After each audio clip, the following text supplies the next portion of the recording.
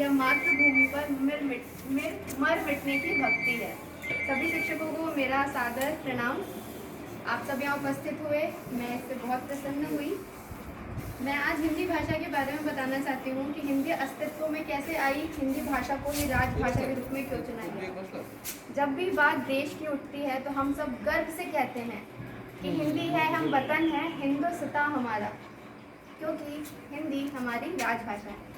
आज़ादी मिलने के ठीक 2 साल बाद 14 सितंबर 1949 को संविधान ने हिंदी को राजभाषा के रूप में सबके सामने लाया। क्यों लाया?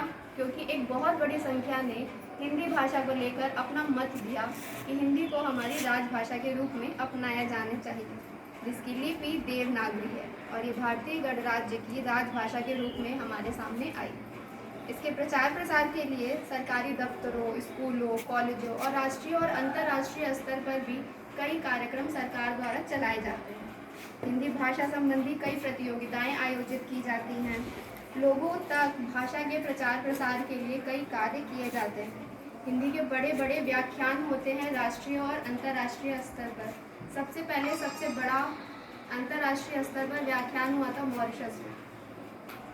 सभी भारतीय भाषाओं के लिए यदि कोई एक ही लिपि आवश्यक है तो वो देवनागरी लिपि है। छायावाद के प्रमुख स्तंभ सुमित्रानंदन पंत ने अपनी बात कहते हुए हिंदी को अस्तित्व में लाते हुए ये बात सबके सामने रखी। हिंदी विषय पर आयोजित किए जाने वाले व्याख्यान सिर्फ स्टूडेंट्स तक ही नहीं होते, छात्रों तक ही नहीं होते, शिक्षकों तक होते हैं, दफ्तर में कार्य करने वाले कर्मचारियों तक होते हैं। आप जब भी किसी सरकारी या दफ्तर में जाते हैं तो वहाँ अंग्रेजी के साथ साथ हिंदी भाषा को भी बराबर महत्व दिया जाता है और हिंदी का एक बहुत ही सुंदर परिनिष्ठित